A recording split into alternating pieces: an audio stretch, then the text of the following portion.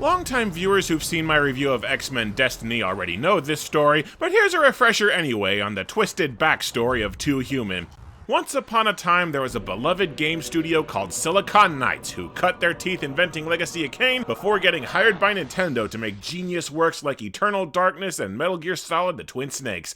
But all that fame and rising stardom would come crashing down at the hands of one man, a man named Dennis? The head of Silicon Knights was Dennis Dyack, and even before the company's time with Nintendo, he'd been working on a dream project that he was itching to bring to fruition, a science fiction Norse mythology epic called Too Human. Dennis! Was so obsessed with this dream project that he severed Silicon Knights' partnership with Nintendo at the turn of the console generation because he was convinced that the then upcoming Wii wasn't going to be powerful enough to run his opus. Here's the thing though, Silicon Knights' glory days and renowned titles were due to Nintendo constantly overseeing their development and giving them constant guidance and suggestions for improvement. Nintendo basically led the team. Once the two split, Silicon Knights only had Dennis! for leadership, and all evidence on hand suggests that Dennis! was not good at his job. Too Human went off the rails fast, with disastrous demos drumming up a lot of bad publicity long before its release, and Yes! his response was to hurl blame at everyone that he could find. He claimed that Epic had deliberately given them a flawed copy of the Unreal 3 engine to build the game and withheld vital support, and tried to sue them for industrial sabotage. The key word there is that he tried to sue Epic, because once it came out that Too Human was running on an illegally modified Unreal engine that Dennis! was passing off as original tech, Epic countersued Silicon Knights into the ground. Silicon Knights was ordered to recall and destroy all unsold copies of Too Human, only Dennis! was so incompetent at running a game studio that the company was already dead anyway. Details in the X-Men video, but in the end, a promising studio closed and Dennis? has been floating on the edges of the industry trying to crowdfund sequels to his glory days ever since. But that's the legend. What's the game actually like? It's time to dive into the depths of Too Human. The game opens with a man walking through a forest to a portal when a woman stops him. Clearance and lineage required. Hermod, on behalf of the Aesir, with a directive from Odin, high upon the orbital string. We of the World Tree shall not interfere. Okay. The man leads a squad of soldiers to grab some robot dude suspended in, I don't know, a laboratory, much to the frustration of this lady. They have broken the pact of the fallen. This will be war.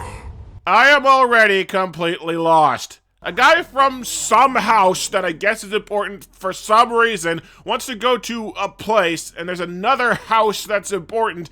They steal a thing that this woman is pissed about, and then we cut to 9 months later, where a new guy with blue scribbles all over his face walks into a bar, which pisses everyone off for some reason, and then he fights a robot dog. I skipped nothing. Do you have any idea what's going on? The game gradually dumps crumbs of exposition to slowly fill in the plot as you go, but a lot of the game's setting and characters aren't explained until halfway through or later. So the summary that I'm about to give you, believe me, it makes way less sense in the actual game. You play as Baldur, the blue tattoo face man, and he's part of a group of Norse gods called the Aesir that are charged with protecting mankind. Mainly, they fight an army of robots left behind from an ancient war with a long-dead imperialist nation called the Ymir. And because it's the future, all the Norse gods are cyborgs who command squads of space marines. Their version of the World Tree is a world of cyberspace where 3 witches called the Norns live, advising the gods because they can see the future using a power called the Weird. And Baldur has the Weird, so the witches take a liking to him. The big thing that makes the game impossible to follow is that they keep swapping between using sci-fi terms and magic terms pulled from mythology, so that you're never entirely sure what anyone's talking about or what's magic and what isn't. All this talk of cyberspace and spirits. They talk like they're invading other realms, but they also talk like you're just venturing past a wall. I think everything takes place on Earth, and this is a cyberpunk future where mankind lives in a walled city amidst nuclear winter. The so-called gods are actually just humans with cyborg parts, and the Aesir and Asgard are just a corporation that runs the world using the mythology stuff as propaganda, but all the characters insist on talking about realms and gods and magic and witches with a completely dead serious straight face. Like either the game can't decide if it's magic or technology, or the game is stretching a stupid metaphor to deliberately make itself confusing. The actual plot involves Baldur investigating a mech to try and figure out where it came from, only for him to get sidetracked investigating a conspiracy. And the other gods are involved, sort of, but not really. So what's the actual game like in this grand epic a full decade in the making? What mind-blowing gameplay has this game wrought that could not possibly be contained on the Wii? It's a beat-em-up. A painfully simple, rock-stupid, yet utterly broken and infuriating beat-em-up. Every level is a linear hallway that you walk down until robots spawn. You have handguns and a basic melee weapon with which to kill them, and then you continue down the hallway. And if you're thinking, well, guns and swords, I bet this game's full of insane Devil May Cry over-the-top action, no. There are no combos or special moves that blend the two combat styles or anything creative along those lines. You have a few basic melee attacks that don't string together, and you can just plainly shoot enemies. That's it. This is not Bayonetta. This is a poor man's Devil's Third. For some batshit reason, attacking is mapped to the right analog stick. You tilt the stick in the direction that you want to strike, and Baldur starts swinging mindlessly in that direction. There are a few heavy attacks you can throw by tilting both sticks in the same direction, but the game doesn't really tell you how any of it works. And of course, since the right stick isn't used to control the camera, you're at the game's mercy to actually point in the direction that you want to go. All you can do is recenter the camera behind you with the awkwardly placed left bumper, which lasts for a whole 3 seconds or so. Past that, well, see for yourself. I am not touching the controller here. This clip explains how bad the camera sucks ass way better than I ever could. The combat is broken on so many levels that it's hard to know where to start. Your guns barely do any damage to anything but the weakest enemies, like you are firing frozen peas at them instead of actual bullets. It takes several seconds of concentrated fire to down one bad guy, let alone the entire hordes that come bearing down on you at a time. Even in the opening cutscene, Baldur's guns don't do crap, like they were warning you in advance that the game's balls right out of the starting gate.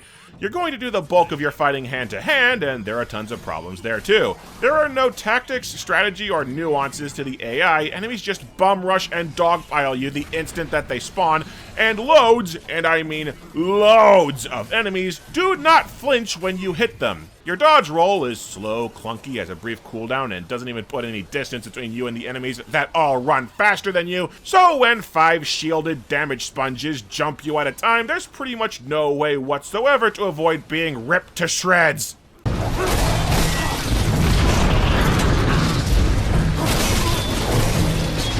Yeah, you were totally right. Dennis! This fustercluck is clearly all because of the game engine and not abusively horrid design philosophy.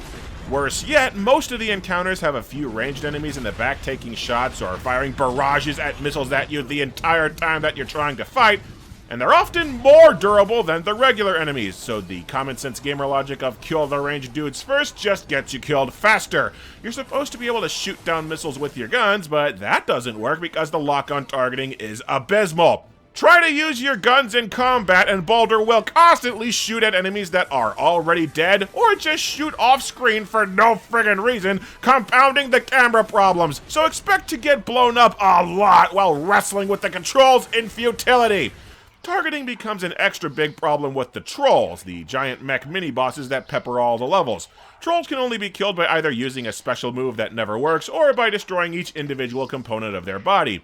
You can demolish the legs just fine with your sword, but the game will barely register any melee hits on the torso, shoulders, and arms. so you have to rely on handguns to slowly whittle the giant mechs to death, while Baldur keeps locking onto parts that are already destroyed, and it always seems like there's one arm the game will just refuse to hit. And continuing to attack the weakened legs does not amputate them and cripple the robot because... Dennis! Gameplay boils exclusively down to fighting continuous swarms of charging enemies that you have zero ability to outmaneuver, constantly bomb rush you several at a time, and you are armed with naught but a basic sword and BB guns. No area effect attacks or anything vaguely resembling crowd control in your arsenal. So, as you can imagine, you'll die. A lot. Constantly. Baldur is the Norse god of getting his ass kicked. And it's not bad enough that you'll die all the friggin' time. Dennis adds insult to injury. Every single friggin' time that you get killed, it plays an unskippable cinematic of a Valkyrie descending from heaven, slowly picking up your corpse and gently flying back into the sky.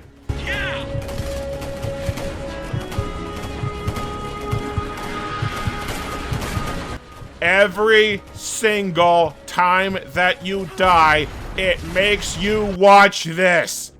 You could mod this game to replace the Valkyrie with crystal and a thong, and it'd still piss me off, because you'd think that this sequence is here to cover up a loading screen or something, but it's not! At least twice that I noticed, the game bugged out and the Valkyrie didn't appear, and the game didn't have to load a damn thing in its absence. Dennis is just deliberately wasting your time! I can't honestly decide if this is worse than Dane's mom making kissy faces at you in The Quiet Man. Dane's mom was more patronizing, but this happens way more often. And no, I don't just suck at the combat. Everything about the game's balancing implies they knew full well that you'd be dying non-stop. You do not lose any progress or XP when you get killed. Dead enemies stay dead, and injured enemies, even bosses, don't get health back. They had to dumb the game down to kid mode to keep it playable. The only thing that happens when you die is that pieces of your gear wear down at random, which the interface is so cluttered that it took me forever to notice. But they were so aware that the combat is borked that gear doesn't break until you've died at least 15 to 20 times!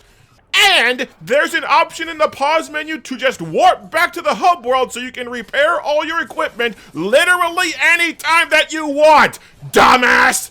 And that's assuming you don't just replace your damaged equipment with the mountains of gear that the game is constantly throwing at you. Seriously, the wear system is so pointless that it's kind of astounding. The game constantly drops new weapons and 5 flavors of armor to pick up, but none of the gear actually does anything except for flat boosts to your health and damage output. You'll never weigh different types of gear to tailor your playstyle. There is one number, and you pick the equipment with the highest one number. Even different types of weapons seem to handle the same. I tried trading in my handguns for an assault rifle. Literally did nothing except force me to reload more often. Even the runes you can equip to gear for other buffs are weak, single-use, and completely disposable, so you'll near constantly be throwing away damaged gear for stuff that's just objectively better in every conceivable way. It's not until you get to a high level and decked out in epic gear that you need to pay any attention to selecting or maintaining your equipment, and you'll be at the end of the story campaign before that happens, so the gear only matters if you're an utter masochist who's bent on playing this dumpster fire more than once. Same goes for the skill tree, honestly. You have 2 different unique skill trees based on your class and a chosen alignment, but not only did I barely notice any difference in the bulk of the upgrades, but a single run of the game only gives you enough skill points to fill a tiny fraction of these trees. So apart from getting a spider drone with a Gatling gun to help out in combat, leveling up didn't really do squat. I have a pretty strong guess as to why the gameplay is so hideously unbalanced, though. The game has an online multiplayer mode, and from my research, the online multiplayer is just the single-player campaign played in co-op.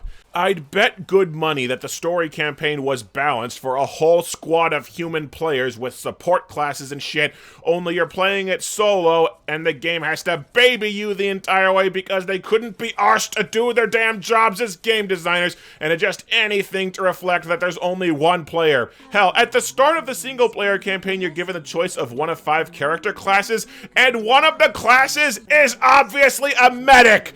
And the game will regularly drop gear for other classes that you can't use because they didn't even fix the gear drops for a solo player. Well shit, man, that's why you die constantly from drowning in too many enemies, why the gear and skill tree systems are almost completely worthless in the solo campaign. This was designed from the ground up as an online co-op game that only begrudgingly lets you play it alone. And for the record, I've heard the Commando class has a bullet ricochet skill that utterly breaks the game, in case you're ever tempted to try this for yourself. I know it's free on Xbox Live now. I seriously don't know why the game bothers giving you AI partners in the form of Marines in most levels and Thor in the 3rd level. They don't do shit to help you, and the Marines die constantly. You get group buff skills that are worded to make it sound like they make the AI partners not useless, but it feels more like yet another feature that's only there for the multiplayer. But at least the Marines sometimes have interesting conversations that add neat tidbits of world building. Thor just parrots 3 lines over and over. The game is split into 4 levels and they average out to 2 hours apiece, all stretched and padded out by endless empty rooms madly recycling a whole 3 or 4 enemies while nothing the hell happens. At the end of level 1 you fight the robot from the introductory cutscene, and this took me about 15 minutes. Not because it's hard, but because the damn thing just kinda decided that he didn't feel like taking damage anymore. Seriously? This game's hit detection is so friggin' picky! Between levels, or literally any time in the middle of levels, you go to Asgard, the Aesir's headquarters, and what kills me is this place is so unintuitive to navigate that they put little "you are here" directories all throughout the place like it was a shopping mall. And don't you just love how the game waits to tell you that you have a dodge roll maneuver until after a really long level where you'd have died a shitload of times without it? Baldur heads home to try and study where this new robot may have come from, only to immediately get sidetracked and never mention that thing we spent an hour and a half doing ever again. So, add a cold open to the list of things that Dennis? doesn't understand how they work. We find out that Baldur used to have a wife named Niana, and this woman that we're told nothing about died doing we don't know. And Baldur is told that another god named Hode, who we also know nothing about, was responsible. So Baldur gets together another squad of Marines to join him for 2.5 hours of walking down identical hallways fighting the same damn enemies again. Oh, and when he leaves, Thor and Heimdall go to a prison to talk to this universe's resident Loki variant, only to immediately throw him right back in jail. Guess they just felt like calling him a cocksucker to his face for a change. We don't know what he did, why he's here, or even a single damn thing about who he is. We just know that the TVA's time prison was way more inventive than this. It's clear immediately once you find Hode that the poor guy's tripping balls, seeing Loki when he isn't there and swearing up and down that he shot Loki in the face, which honestly might have been a much better way to introduce our main villain than just tapping on his jail cell and going, "Hey, you still in there?" And while Baldur is a dumbass who immediately kills Hode despite him obviously being set up, he is smart enough to take a cyborg eye to try and decode it and figure out what happened. Oh good, see if he's innocent after you already killed him, asshole! The Norns tell you that Hode was being hacked to see things that weren't there, and he was hallucinating when he thought he shot Loki in the middle of an attack on Asgard. So you need to track down blueprints in cyberspace to build a machine to unscramble the eye. Funnily enough, when you are told to go to cyberspace and look for blueprints, I went to cyberspace to look for blueprints. Turns out you get them automatically later, and after 15 minutes of wandering in circles not accomplishing jack, I progressed the plot on pure accident. The Aesir discover a big-ass battleship called a Jormungand buried in some ice, so Baldur and Thor go to check it out and try to capture it, because our vague heroes need more vague weapons for this vague war against the vague forces of why do you still care. And by the way, in Norse mythology, Jormungand isn't a big, scary monster or a weapon, it's the thing that holds the planet together. There's actually an interesting sequence here where Baldur's Future Sight has you play a brief stretch that it turns out was just a hallucination, setting the stage for some real mind-bending Inception shit down the road. Never comes up again. Baldur's ability to use the Force never actually comes up in-game. It's only used as an excuse for why the witches talk to you, even though last I checked, talking to you is literally their damn job. Loki hacks the Jormungand, so you spend another 2 hours slaying identical mechs trying to get back out of it. And why are the Aesir so hopelessly incompetent as to keep Loki alive in a place where he can still access the internet and freely roam cyberspace to rouse a rebellion and walk out anytime that he wants? The answer is mythology reference. By the way, if you were wondering how the witches that see the future didn't call any of this Loki fiasco, they actually stopped to explain that. Why did you not warn me of his deception? We cannot reveal too much, for fear we might unduly affect your decisions. So these dumb bitches aren't allowed to do their own jobs! Brilliant! Loki flees to Helheim, where we're finally introduced to the red-haired lady from the intro. That's his daughter Hel, who is the ruler of Hell. And even though the Aesir point out that Hel doesn't seem to have any beef with them, they declare war on Hel anyway, because they're kinda stupid. Yeah, we've only been at war for 3,000 years with still no end in sight. Solving all our problems with violence is working out great.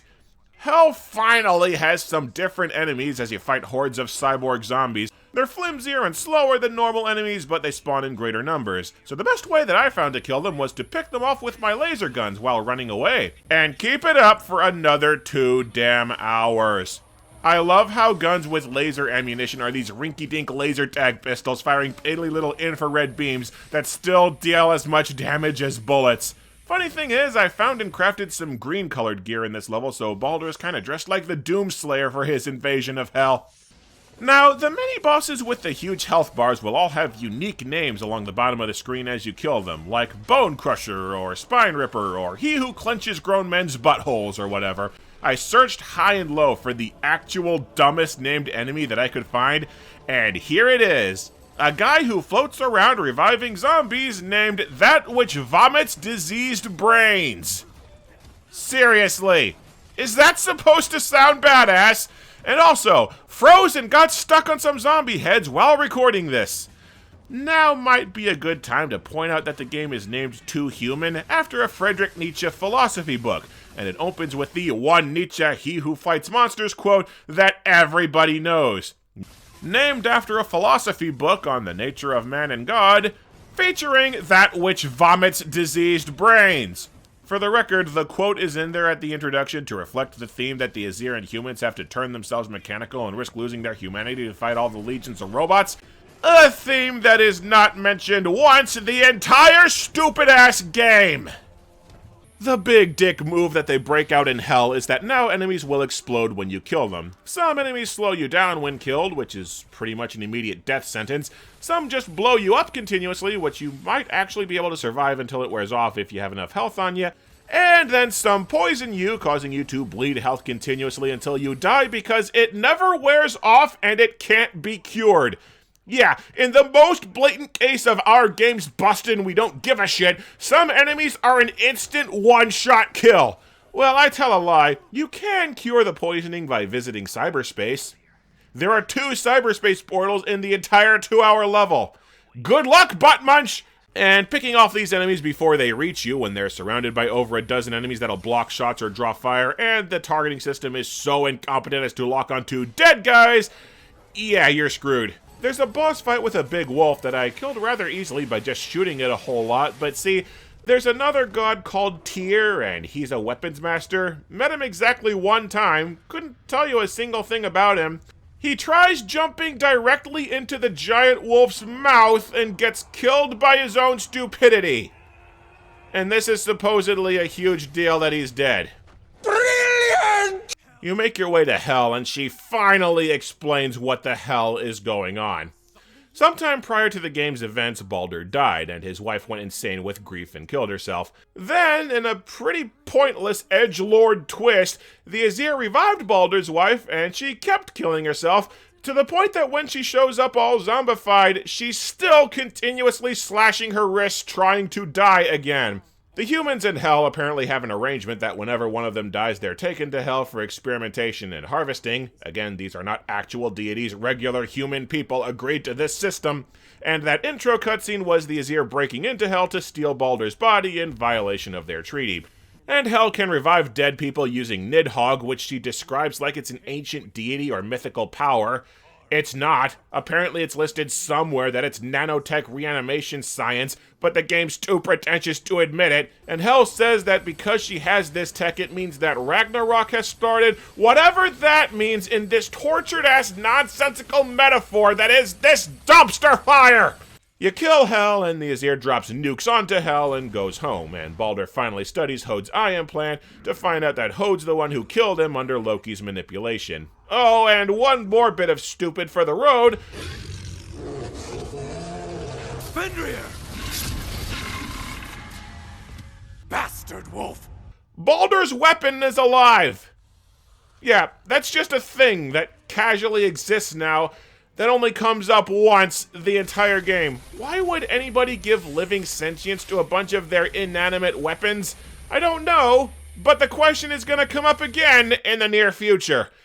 Heimdall says that they've lost track of Loki and they need to put all of their resources into finding him again. Loki meets with an anonymous giant robot somewhere. Credits! Yeah, the game just kind of abruptly cuts off with nothing resolved except for having defeated a minor villain that wasn't even really a threat.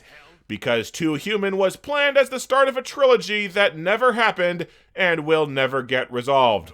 So we'll just assume the Time Variance Authority pruned this garbage-ass timeline and call it a day. Okay, so let me check that I've got this story straight. Loki tricked Hode into shooting Baldur to get the Aesir to rescue him and break their truce with Hell, which pissed off Hell enough to swear vengeance, but not enough to actually do anything about it. Hode then went on the run for no reason. He thought he caught a traitor, but the plot needs him to look guilty, and Loki got locked up for something else. The Aesir mentioned that he killed a god, implying that they know Hode was innocent, but they lied to Baldur about his wife, so he hunts down Hode later anyway. 9 months later, Loki steals a war machine, which was never mentioned again, and he tricks the Aesir into thinking he's gone to Hell, so the Aesir and Hell go to war, even though the war was over in 2 hours, because blowing up Hell somehow lets the reanimation tech out into the world, which sets up the destruction of the Aesir somehow. Bastard! Dennis! Spent 10 years writing this thing, and it still makes absolutely no sense! 2 Human is an unmitigated disaster, a complete failure at everything that it sets out to do. The gameplay is utterly broken, cheaply spawning waves of shamelessly copy-pasted enemies and shamelessly copy-pasted rooms to drag out the game to an abusively long length, while actively spitting on the face of game balance because they're not even trying to hide that they designed these levels for online co-op. This is a game that was obviously made for the storyline and setting, but the storyline is, if I may, crap! Mythology terms are applied to basic sci-fi concepts to where you don't know what's going on, and the setting is stupid with mortals acting out mythological settings for no damn reason. Combine that with how the story isn't explained at all until midway through at best and the end of the game at worst, and the plot is near impossible to follow unless you're way more dedicated than this piece of crap calls for. And once the plot is deciphered, it still doesn't make any sense, playing out as a few scattered chunks of story that don't tie together, constantly discarding supposedly important threads so that the story doesn't really start until the last quarter. And the payoff is, bad guy gets away because this whole thing's a prequel to when you actually do something in the next game. So it's like The Order 1886, blatantly incomplete and unsatisfying story because we're totally going to be a massive success and get a ton of sequels. Oh, fuck. The game is now free on Xbox One's online service, which has led to people reappraising it as a so bad it's good game. No. There is nothing funny bad about this game, past how embarrassing it is that someone thought this IP was going to catch on. It's a torturous experience, suitable only as a lesson on hubris. Be thee now enriched and wizened by the tale of ego's fall, by the tragedy of Dennis!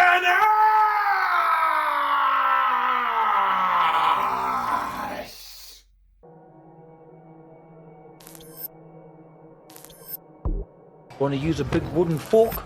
Yeah, not really useful unless you're fighting off 3 vampires that were huddled together.